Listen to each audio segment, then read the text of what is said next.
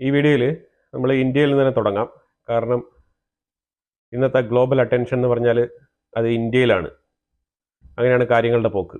ഇപ്പം ഇന്ത്യ പാകിസ്ഥാന് വെള്ളം കൊടുത്തുകൊണ്ടിരുന്ന ഇൻഡസ് വാലി കരാർ റദ്ദാക്കിക്കൊണ്ട് ഇന്ന് മുതൽ കൊടുക്കുന്നില്ല എന്നാണ് തീരുമാനിച്ചിരിക്കുന്നത്. അപ്പോൾ അതിന് പ്രീ പ്ലാൻഡ് ആയിട്ട് കഴിഞ്ഞ ഒരു 1.5 വർഷം കൊണ്ട് തന്നെ ഒരു ബദൽ കനാൽ ഇന്ത്യയിലേക്ക് തന്നെ ഈ വെള്ളം തിരിച്ചുവിടാൻ പാകത്തിന് ഇന്ത്യൻ ഗവൺമെന്റ് ആ ഒരു പണികളൊക്കെ പൂർത്തിയാക്കി വെച്ചിരുന്നു. കാരണം ഇങ്ങനെ ഒരു സിറ്റുവേഷൻ വരും. കാരണം ഈ ഒരു കരാറുമായിട്ട് ബന്ധപ്പെട്ട് നിലനിന്നിരുന്ന ഒരു അവസ്ഥയിലാണ് നമ്മൾ ഈ ഒരു കനാൽ പ്രോജക്റ്റ് നമ്മൾ ഫുൾഫിൽ ചെയ്ത് വെച്ചത്. അപ്പോൾ അത് ഈ ഒരു സാഹചര്യത്തിൽ ഗുണകരമായി, അങ്ങനെ തന്നെ പറയേണ്ടി വരും. നമ്മുടെ ലാസ്റ്റ് വീഡിയോയിൽ നമ്മൾ പറഞ്ഞിട്ടുണ്ടായിരുന്നു, നമ്മൾ ഇതിനെക്കുറിച്ച് സൂചിപ്പിച്ചിട്ടുണ്ടായിരുന്നു. അതായത് വെള്ളം കൊടുക്കുന്നത് നിർത്തണം എന്നുള്ളത്. വെള്ളം കൊടുക്കുന്നത് നിർത്തുന്നത് ഒരു സുപ്രധാന പരിപാടിയാണ്. അതുകൊണ്ട് തന്നെയാണ് നമ്മൾ അത് സൂചിപ്പിച്ചത്, അത് എടുത്തു പറഞ്ഞത് അതുകൊണ്ട് തന്നെയാണ്. കാരണം ആ വെള്ളം 80% വെള്ളം ഇൻഡസ് വാലിയിൽ നിന്ന് കിട്ടുന്നില്ല എന്നുണ്ടെങ്കിൽ ശരിക്കും പറഞ്ഞാൽ പാകിസ്ഥാൻ വെള്ളം കുടിക്കും. അത് നല്ലൊരു പരിപാടിയാണ് എന്തായാലും. കാരണം എന്തെങ്കിലും ഒന്ന് ഇമീഡിയറ്റ് ആയിട്ട് നമ്മൾ ചെയ്യണമല്ലോ. അപ്പൊ അതുകൊണ്ട് തന്നെ ഇത് കുറച്ച് എഫക്റ്റീവ് ആയിട്ടുള്ള മെത്തേഡാണ്. ഇനി നമ്മൾ നോക്കിക്കഴിഞ്ഞാൽ രാജ്നാഥ് സിംഗ് പറഞ്ഞിരിക്കുന്നത് തീർച്ചയായിട്ടും നിങ്ങളെ വേട്ടയാടും എന്ന് തന്നെയാണ് പറഞ്ഞിരിക്കുന്നത്. അപ്പൊ എന്തായാലും പറഞ്ഞാൽ പോരാ, അത് ചെയ്യണം, അത് ചെയ്തിരിക്കണം. ടാർഗറ്റ് ആയിട്ട് പ്രിസൈസ് ആയിട്ട് അറ്റാക്ക് ചെയ്താലും മതി. നമ്മളിപ്പോ ഒരു തുറന്ന യുദ്ധത്തിലേക്ക് പോകണം എന്നില്ല. അതുപോലെ ഇന്ത്യയുടെ ആർട്ടിലറി കേപ്പബിലിറ്റീസ് അപ്ഗ്രേഡിങ് ചെയ്തുകൊണ്ടിരിക്കുകയാണ്. അത് പ്രത്യേകിച്ച് ഈ ഒരു സാഹചര്യത്തിൽ കുറച്ചുകൂടി എഫക്റ്റീവ് ആയിട്ട് ആ ഒരു പ്രോഗ്രസ് മുന്നോട്ട് കൊണ്ടുപോകുന്നുണ്ട്. ആർമി ചീഫ് ഉപേന്ദ്ര ദ്വിവേദി പുള്ളി പറഞ്ഞിരിക്കുന്നത് അഡീഷണൽ ട്രൂപ്പ് ഡിപ്ലോയ് ചെയ്തിട്ടുണ്ട് ജമ്മു ആൻഡ് കാശ്മീരിൽ. കൂടുതൽ സെർച്ച് ഓപ്പറേഷൻസ് നടത്തുകയാണ്. സെർച്ച് ഓപ്പറേഷൻസ് ഒക്കെ പണ്ടേ നടത്തേണ്ടതാണ്. ഉപേന്ദ്ര ദ്വിവേദി കഴിഞ്ഞ 1.5 മാസം ഫ്രാൻസിലും അവിടെയൊക്കെ പോയിട്ടാണ് വന്നത്. ഈ ഫ്രാൻസിലൊക്കെ പോകുന്ന സമയത്ത് ആ ഒരു ടൈമിൽ തന്നെ നമ്മൾ വാർത്തയിൽ സൂചിപ്പിച്ചിട്ടുണ്ടായിരുന്നു, 60 ഈ തീവ്രവാദികൾ കശ്മീരിന്റെ ഉള്ളിൽ കടന്നു കയറിയിട്ടുണ്ടെന്നുള്ളത്. ഇത് അവിടെ മാത്രമല്ല കേട്ടോ. അതായത് ഈ ഒരു പാകിസ്ഥാന്റെ ഉള്ളിൽ, അതായത് ഈ പാകിസ്ഥാൻ ഒക്കുപ്പൈഡ് കശ്മീരിലും ഇന്ത്യൻ അഡ്മിനിസ്ട്രേറ്റഡ് കശ്മീരിലുമുള്ള ആൾക്കാർ, അങ്ങോട്ടും ഇങ്ങോട്ട് ബന്ധുക്കളായിട്ടുള്ള ആൾക്കാരൊക്കെ ഉണ്ട്. ഈ ബന്ധുക്കൾ ചിലപ്പോൾ ഇടയ്ക്കൊക്കെ അങ്ങോട്ടും ഇങ്ങോട്ടൊക്കെ വരാറുണ്ട്. അപ്പൊ ആ ഒരു സാഹചര്യത്തിൽ ഈ പാകിസ്ഥാന്റെ ഉള്ളിൽ കടന്നു പോകുന്ന ആൾക്കാര് കശ്മീരിലുള്ള ആൾക്കാർ തന്നെ പോയിട്ട് അവിടെ നിന്ന് പാകിസ്ഥാന്റെ ഉള്ളിൽ ഈ തീവ്രവാദ ക്യാമ്പുകളിൽ നിന്ന് ട്രെയിനിങ് നേടുന്നുണ്ട്. ട്രെയിനിങ് നേടിയിട്ട് തിരിച്ചവർ വന്നിട്ട് ഇവിടെയുള്ള ചെറുപ്പക്കാരായിട്ടുള്ള ഇവിടുത്തെ പയ്യന്മാർ സെറ്റിനെയൊക്കെ ഇവര് ചൂഷണം ചെയ്യാന്ന് പറഞ്ഞാൽ പുതിയതായിട്ട് ഫ്രഷ് ആയിട്ടുള്ള ഒരാളിനെ, അതായത് നമ്മളുടെ ഇന്ത്യൻ ആർമിയുടെ സൈഡിലോ ഇന്ത്യൻ ഇന്റലിജൻസിന്റെ സൈഡിലോ ഒരു ട്രാക്ക് റെക്കോർഡും ഇല്ലാത്ത വ്യക്തികളെ തിരഞ്ഞെടുക്കുക. അവരെ ഈ ഒരു ആക്രമണം നടത്താൻ വേണ്ടിയിട്ടൊക്കെ ഉള്ള ഒരു ഉപകരണമായിട്ട് ഇവർ തിരഞ്ഞെടുക്കുന്നത്. അപ്പൊ അതുകൊണ്ട് സംഭവിക്കുന്നത് ട്രാക്ക് ചെയ്യാൻ പറ്റില്ല. അതാണ് സംഭവം. ഈ വൺ ടൈം അറ്റാക്ക്, ഒരു തവണ ഇവൻ ആക്രമിക്കും ആരെങ്കിലും, അപ്പൊ പിടിച്ചു കഴിഞ്ഞാൽ കഴിഞ്ഞ്. അതിനൊരു ട്രാക്ക് പ്രൂഫ് കിട്ടത്തില്ല. കാരണം ആ രീതിയിലാണ് അവർ പെരുമാറുന്നത്. കാരണം ഇവരുമായിട്ട് അവർ ഇടപെടുമ്പോഴത്തേക്കും അവർ പറയുന്ന പേര്, അവർ കൊടുക്കുന്ന അഡ്രസ്സ്, അവരുടെ ഫോൺ നമ്പർ ഒക്കെ വൺ ടൈം യൂസേജ് ആയിരിക്കും. ആ രീതിയിലുള്ള ആൾക്കാരാണ് ശരിക്കും ഇന്ത്യക്കുള്ളിൽ, കശ്മീരിന്റെ ഉള്ളിൽ ഇപ്പം ഈ തീവ്രവാദ പ്രവർത്തനം നടത്തുന്നത്. ഇന്റലിജൻസ് ആയാലും ഇന്ത്യൻ ആർമി ആയാലും അതിനനുസരിച്ചുള്ള രീതിയിൽ പെരുമാറിയാലേ ഇവരെയൊക്കെ ക്യാപ്ചർ ചെയ്യാൻ പറ്റുള്ളൂ. ഇതുവരെ ഈ 60 പേരിൽ ഒരാളെ പോലും കണ്ടെത്താൻ കഴിഞ്ഞിട്ടില്ല. ഇതൊക്കെ പറഞ്ഞിട്ട് 1.5 മാസത്തിലധികമായി. അതിൻ്റെ ഇടയ്ക്ക് ആർമി ചീഫ് ഉപേന്ദ്ര ദ്വിവേദി ഫ്രാൻസിൽ പോകുന്നു. അവിടെ മിലിറ്ററി പരേഡ്, അതേപോലെ തന്നെ സബ്മറൈനുമായിട്ട് ബന്ധപ്പെട്ട കരാറുകൾ, മാതിരിപ്പെട്ട പല വിഷയങ്ങളും നടത്തുന്നുണ്ട്. പക്ഷെ ഇവിടെ സുരക്ഷാ വീഴ്ചയുണ്ട്. അതാണ് നമ്മൾ ഏറ്റവും കൂടുതൽ മനസ്സിലാക്കേണ്ടത്. പിന്നെ ഞാൻ ആദ്യമേ പറഞ്ഞ പോലെ ഇത് ഇന്റലിജൻസിന്റെയും അതേപോലെ JNK പോലീസിന്റെയും കൂടി ഒരു വീഴ്ചയാണിത്. ആ രീതിയിൽ ഇതിനെ കണക്കാക്കാൻ പറ്റും. ആർമിയുടെ ഒരു റെസ്പോൺസിബിലിറ്റി അതിനുശേഷം മാത്രമാണ് വരുന്നത്. എന്തുകൊണ്ടെന്ന് പറഞ്ഞാൽ അത് ആർമിയുടെ കൺട്രോളിലുള്ള ഏരിയ അല്ല. അതാണ് ഞാൻ വീണ്ടും ഇത് ആവർത്തിച്ച് പറയാനുള്ള കാര്യം. പക്ഷേ ഈ 60 തീവ്രവാദികൾ ഉണ്ടെന്നുള്ള വിഷയം 1.5 മാസത്തിന് മുമ്പേ വന്നു. അതിനാണ് ഞാൻ ഈ ഉപേന്ദ്ര ദ്വിവേദിയെ ഞാൻ ഇങ്ങനെ പറയുന്നത്. ഏതാണ്ട് 2 മാസങ്ങൾക്ക് മുമ്പേ ഇന്ത്യൻ ഇന്റലിജൻസ് ആർമിയെയൊക്കെ അറിയിച്ചതാണ്. അതിന് ഇതുവരെ തക്കതായ നടപടി എടുത്തിട്ടില്ല. ഒരു മുൻകരുതൽ എടുത്തിരുന്നു എന്നുണ്ടെങ്കിൽ കുറച്ചുകൂടെ ശക്തമായ രീതിയിൽ ഇപ്പൊ ഇതാ അഡീഷണൽ ട്രൂപ്പിനെയൊക്കെ ഇട്ട് ഇതേപോലെ സെർച്ച് നടത്തുന്ന പോലെ കുറച്ചുകൂടെ എഫക്റ്റീവ് ആയിട്ട് ചെയ്തിരുന്നെങ്കിൽ ഇതൊരുപക്ഷെ ഈ ഇൻസിഡന്റ് ഒരുപക്ഷെ ഉണ്ടായിട്ടുണ്ടാവില്ല. പിന്നെ ഈ 3 കവേർഡ്സിന്റെയും ഫോട്ടോസ് റിലീസ് ചെയ്തിട്ടുണ്ട്. 3 പേരുടെ ഈ വെടിയുതിർത്ത യുവമാരില്ലേ, ഈ ഒരു 3 തീവ്രവാദികളുടെ ഈ നരനായാട്ട് നടത്തിയവന്മാരുടെ ഫോട്ടോസ് പബ്ലിഷായി വന്നിട്ടുണ്ട്. പിന്നെ സ്കെച്ചും കൂടെ വന്നിട്ടുണ്ട്. പക്ഷെ ഫോട്ടോസ് തന്നെ ഡയറക്റ്റ് ആയിട്ട് ഇപ്പൊ പബ്ലിഷ് ചെയ്തിട്ടുണ്ട്. ഇവരുടെ പേരുകൾ എന്ന് പറഞ്ഞാൽ ഇവരുടെ ഡയറക്റ്റ് പേരല്ല ഇവർ ഉച്ചരിക്കുന്നത്, ഇവർ കോഡായിട്ടാണ് പേര് ഉച്ചരിക്കുന്നത്. ഇവർ ഉപയോഗിച്ചിരുന്ന പേര് കൃത്യം നടക്കുന്ന സമയത്ത് ഇവർ 3 പേരും ഉപയോഗിച്ചിരുന്ന പേരുകൾ എന്ന് പറഞ്ഞാൽ പരസ്പരം വിളിക്കാൻ വേണ്ടി മൂസ, യൂസഫ്, ആസിഫ് എന്നുള്ള 3 പേരുകളാണ് അവിടെ പൊതുവിലെ ഇവർ അങ്ങോട്ടും ഇങ്ങോട്ടും പരസ്പരം വിളിച്ചുകൊണ്ടിരുന്നത്. പബ്ലിക് സ്റ്റേറ്റ്മെന്റ് ഉണ്ട് ഇവരുടെ ഈ പേരുകളെ കുറിച്ച്. അതേപോലെ തന്നെ ഇന്ത്യ പാകിസ്ഥാൻ ഡിപ്ലോമാറ്റ്സുമായിട്ട് ബന്ധപ്പെട്ട വിസ കാര്യങ്ങളിലൊക്കെ തീരുമാനങ്ങൾ എടുത്തിട്ടുണ്ട്. പാകിസ്ഥാനികളായിട്ടുള്ള ആൾക്കാർ ഇന്ത്യയിൽ ആരൊക്കെ ഉണ്ടോ എല്ലാവരെയും തന്നെ വിതിൻ 48 hours കാലിയാക്കി പോകാൻ പറഞ്ഞിട്ടുണ്ട്, സ്ഥലം കാലിയാക്കാൻ പറഞ്ഞിട്ടുണ്ട്. അതേപോലെ തന്നെ എന്തെങ്കിലുമൊക്കെ അങ്ങോട്ടും ഇങ്ങോട്ടുള്ള ഇമിഗ്രേഷൻ വിഷയങ്ങൾ ഉണ്ടെങ്കിൽ അത് മെയ് 1-ാം തീയതിക്ക് മുമ്പായിട്ട് തീർപ്പാക്കണം എന്നും പറഞ്ഞിട്ടുണ്ട്. കേരളത്തിലുള്ള കുറച്ച് ഇമ്പോർട്ടന്റ് ആയിട്ടുള്ള ആൾക്കാർ ആ ഒരു പരിസരത്തുണ്ടായിരുന്നു. അവരെ നാരോ എസ്കേപ്പ് എന്നാണ് പറയുന്നത്. ആരൊക്കെയാണെന്ന് പറഞ്ഞാൽ MLAs പേര് ആദ്യം പറയാം. Mukesh, KPA Majeed, T Siddique, K അൻസലാൻ, ഇവരൊക്കെയാണ് അവിടെ ഉണ്ടായിരുന്നത്. ഇതിലുപരിയായിട്ട് ചീഫ് ജസ്റ്റിസുമാർ, എറണാകുളത്ത് താമസിക്കുന്ന ചീഫ് ജസ്റ്റിസ് ആയിട്ടുള്ള justice Anil K Narendran, PG Ajith Kumar, G Girish, ഈ 3 പേരും കൂടെ അവിടെ ഉണ്ടായിരുന്നു. ഇവർ നാരോ എസ്കേപ്പ് എന്നാണ് പറയുന്നത്. ഇവർ ഉടനെ അവിടെ നിന്ന് തിരിച്ചിട്ടില്ല.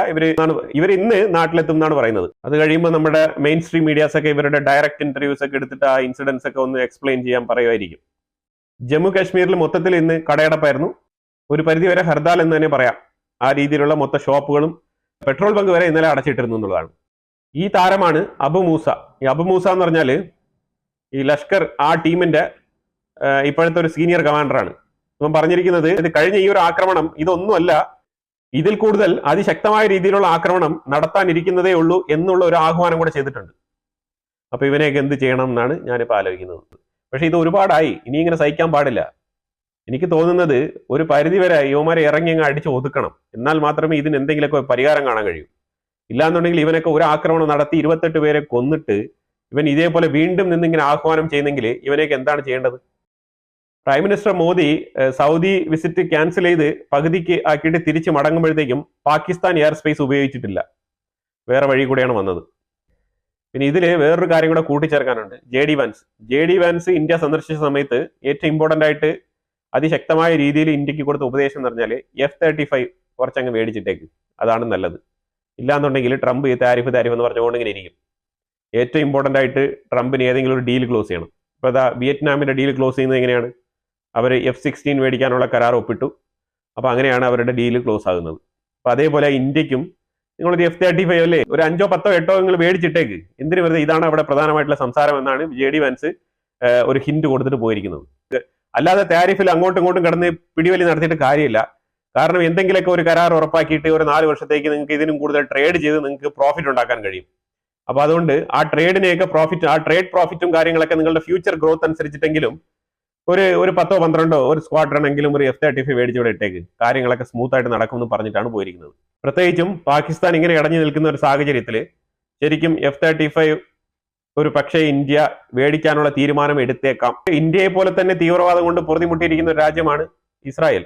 അപ്പൊ ഇസ്രായേലിലെ സ്മൂട്രിച്ച് പറഞ്ഞിരിക്കുന്നത്, സ്മൂട്രിച്ച് അവിടുത്തെ ഫിനാൻഷ്യൽ മിനിസ്റ്ററാണ്. സ്മൂട്രിച്ച് പറഞ്ഞത് ഫാർ റൈറ്റ് വിങ്ങിനെ സപ്പോർട്ട് ചെയ്യുന്ന ആളാണ്. പുള്ളി പറഞ്ഞിരിക്കുന്നത് ഈ ഗാസ ഇങ്ങനെ വലിച്ചു നീട്ടരുത്, ഇത് എത്രയും വേഗം ഇത് ഒക്കുപ്പൈ ചെയ്ത് മിലിറ്ററി റൂൾ സ്ഥാപിക്കുക. അവിടെ ഇറങ്ങിപ്പോകുന്നവൻ ഇറങ്ങിപ്പോട്ടെ, അവിടെ ഇരുന്ന് അടിവേടിച്ചു കൊള്ളുന്നവൻ അടിവേടിച്ചോണ്ട്, അതൊന്നും നമ്മൾ മൈൻഡ് ചെയ്യേണ്ട ആവശ്യമില്ല. തീർച്ചയായിട്ടും ഗാസയെ ഏറ്റെടുക്കുക, ഗാസയെ മൊത്തത്തിൽ ഒക്കുപ്പൈ ചെയ്തിട്ട് അവിടെ മിലിറ്ററി റൂൾ കൊണ്ടുവരണം എന്നാണ് സ്മൂട്രിച്ച് പറയുന്നത്. ഗാസയിൽ നിന്നും ആരും തന്നെ അങ്ങനെ മാസ് മൈഗ്രേഷൻ ഒന്നും നടക്കുന്നില്ല. ഗാസയിൽ മാസ് മൈഗ്രേഷൻ നടക്കുന്നു എന്നുള്ള തരത്തിലുള്ള ചില ഫേക്ക് ന്യൂസ് ഒക്കെ ഇങ്ങനെ അടിച്ചിറക്കുന്നുണ്ട് ആൾക്കാർ. അത് അങ്ങനെയൊന്നുമില്ല, മാസ് മൈഗ്രേഷൻ ഇവിടെ നടക്കുന്നില്ല എന്നുള്ള നിലയിലുള്ള സ്റ്റേറ്റ്മെന്റ് ആണ് ഗാസ ഒഫീഷ്യൽസ് എന്ന് പറഞ്ഞ ആരാണ്? ഹമാസിന്റെ റെപ്രസെന്റേറ്റീവ്സ്. അവർ നിയമിച്ചിരിക്കുന്ന മുനിസിപ്പാലിറ്റിയിലെ ആൾക്കാർ, അവർ നിയമിച്ചിരിക്കുന്ന ഹോസ്പിറ്റൽസിലെ ആൾക്കാർ, അവർ നിയമിച്ചിരിക്കുന്ന ഈ മരണക്കണക്കെടുക്കുന്ന ആൾക്കാർ, എത്ര പേര് മരിച്ചു, എത്ര പേര് ജീവിച്ചിരിക്കുന്നു, എത്ര പേര് വൂണ്ടഡ് എന്നുള്ള രീതിയിലെ കണക്കെടുക്കുന്നില്ല, ഇങ്ങനത്തെ ആൾക്കാർ, ഇവരൊക്കെ തന്നെയാണ് ഈ ഒരു സ്റ്റേറ്റ്മെന്റുകളൊക്കെ പറയുന്നത്. മാസ് മൈഗ്രേഷൻ ഒന്നും അവിടെ നടക്കുന്നില്ല, അവിടെ ആൾക്കാർ താമസമുണ്ട്, അതുകൊണ്ട് നമ്മൾ അവരുടെയൊക്കെ കാര്യങ്ങളൊക്കെ നോക്കി ഇവിടെ നിൽക്കുകയാണ് എന്നുള്ള രീതിയിലുള്ള സ്റ്റേറ്റ്മെന്റുകളാണ് വരുന്നത്. പ്രത്യേകിച്ച് UNRWA, IDF വെസ്റ്റ് ബാങ്കിന്റെ ഭാഗത്ത് ഒരു പാലസ്തീനിയൻ യുവാവിനെ വധിച്ചിട്ടുണ്ടെന്ന്. അതിന്റെ കാരണം കയ്യിൽ വെടിമരുന്നും വെടിക്കോപ്പുകളുമായിട്ടൊക്കെ ഇസ്രായേൽ ട്രൂപ്പിനെ അപ്രോച്ച് ചെയ്യാൻ ശ്രമിച്ചതിന്റെ ഭാഗമായിട്ടാണ് ഈ ഒരു യുവാവിനെ വധിക്കേണ്ടി വന്നത് എന്നാണ് സ്റ്റേറ്റ്മെന്റ്. പാലസ്തീനിയൻ പത്രത്തിൽ IDF മനഃപൂർവ്വം ഈ ഒരു യുവാവിനെ വധിച്ചതായിട്ടാണ് അവർ പബ്ലിഷ് ചെയ്തിരിക്കുന്നത്. പക്ഷെ രണ്ട് സൈഡിൽ നോക്കുമ്പോഴത്തേക്കും ശരിക്കും വെറുതെ വരുന്ന ആളിനെ വെടിവെച്ചിടേണ്ട ആവശ്യമില്ല. അവിടെ ഒരുപാട് ആൾക്കാർ അവിടെ വെറുതെയും അങ്ങോട്ടും ഇങ്ങോട്ടൊക്കെ നടക്കുന്നുണ്ട്. പക്ഷേ ഇങ്ങനെ കൺഫെൻഡ് ചെയ്യാൻ വേണ്ടിയിട്ട് ഈ തീവ്രവാദപരമായിട്ടുള്ള നടപടികളായിട്ട് വരുന്ന ആൾക്കാരെയാണ് IDF ഇങ്ങനെ ആക്രമിക്കുന്നത്.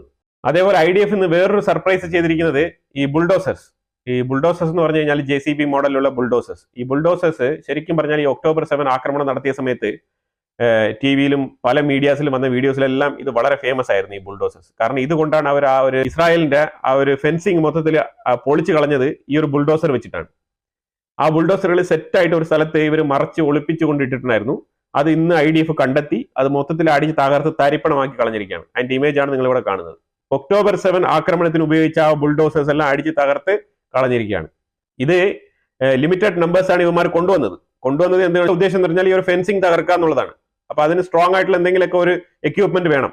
അതിന്റെ ഭാഗമായിട്ടാണ് ഇവന്മാർ ഈ ബുൾഡോസേഴ്സ് കരുതി വെച്ചിരുന്നത്.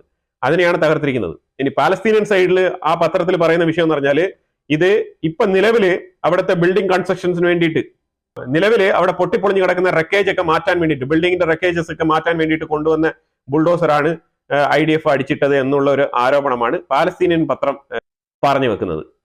പക്ഷെ ശരിക്കും പറഞ്ഞാൽ ഈ ടൈപ്പിലുള്ള ബുൾഡോസേഴ്സ് അല്ല ഇപ്പോൾ നിലവിൽ കൊണ്ടുവന്നവിടെ ഉപയോഗിക്കുന്നത്. ഈജിപ്ഷ്യൻ സൈഡിൽ നിന്ന് കൊണ്ടുവന്ന ബുൾഡോസേഴ്സ് എല്ലാം വേറെ ടൈപ്പാണ്. കുറച്ച് ലെങ്തി ആയിട്ടുള്ള ഫ്രണ്ടേജ് ഉള്ള ഒരു മോഡലാണ് ഇവർ ഈ ഒരു ഫെൻസിങ് തകർക്കാൻ വേണ്ടി ഉപയോഗിച്ചത്. അത് തന്നെയാണ് ഇവിടെ അറ്റാക്ക് ചെയ്തിട്ടിരിക്കുന്നത്. ഹൂത്തികൾ ഇന്നും ഹൈപ്പർസോണിക്, അവർ പലതരത്തിൽ പേര് വെക്കും. അതൊക്കെ ഹൈപ്പർസോണിക് ആവണമെന്നില്ല.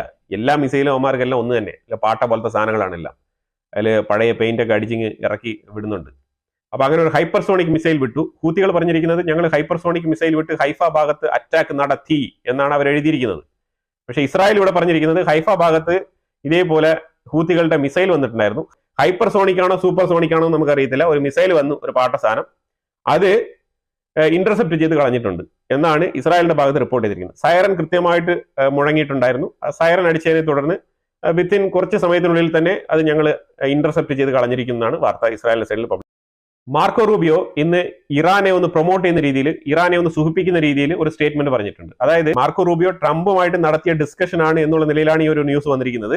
അപ്പൊ ഇതിനകത്ത് റൂബിയോ പറയുന്നത് ഇറാൻ വേണമെങ്കിൽ അവർക്ക് സിവിലിയൻ ന്യൂക്ലിയർ പ്രോഗ്രാം ആവാം, അഥവാ അവർ ഈ ഒരു എൻറിച്ച്ഡ് യുറേനിയം കളയാനോ ഡിസ്പോസ് ചെയ്യാനൊക്കെ തയ്യാറായി കഴിഞ്ഞാൽ അവർക്ക് ന്യൂക്ലിയർ സിവിലിയൻ പ്രോഗ്രാം ആയിക്കൂടെ എന്നുള്ള നിലയിൽ ഒരു സജഷൻസ് വെച്ചതായിട്ടാണ് ഈ വാർത്ത വന്നിരിക്കുന്നത്. അത് ഇറാൻ ഇൻഡയറക്റ്റ് ആയിട്ട് കൊടുക്കുന്ന ഒരു മെസ്സേജാണ്. അതായത് ഈ ഒരു ന്യൂക്ലിയർ സിവിലിയൻ പ്രോഗ്രാം എന്ന് പറയുമ്പോഴത്തേക്കും അതിന്റെ എൻറിച്ച്മെന്റ് വളരെ കുറവാണ്, 3.67 എങ്ങാണ്ടേ ഉള്ളൂ.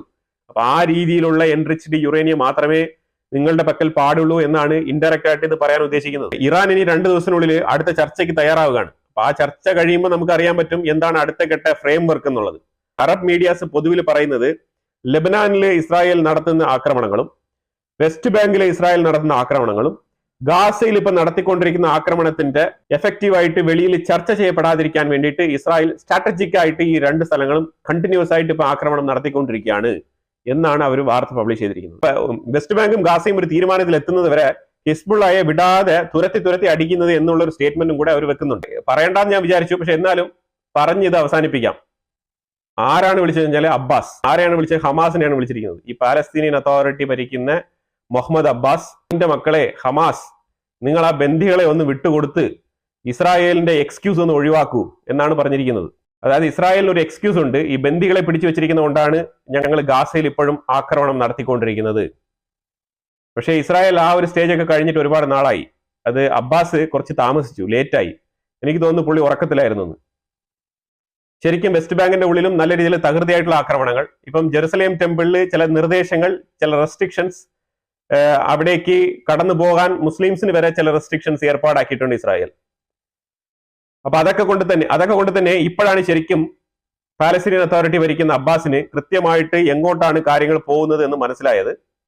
അപ്പൊ അതുകൊണ്ടാണ് ഇങ്ങനെയൊക്കെയുള്ള നല്ല വാക്കുകൾ കൊണ്ട് ഹമാസിനെ ഇപ്പോഴെങ്കിലും എന്തെങ്കിലുമൊക്കെ പറയണമെന്ന് പുള്ളിക്ക് തോന്നിയതാവാം.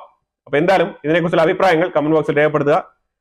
കൂടുതൽ വിശേഷങ്ങളുമായിട്ട് അടുത്ത വീഡിയോയിൽ വരാം. Thank you so much.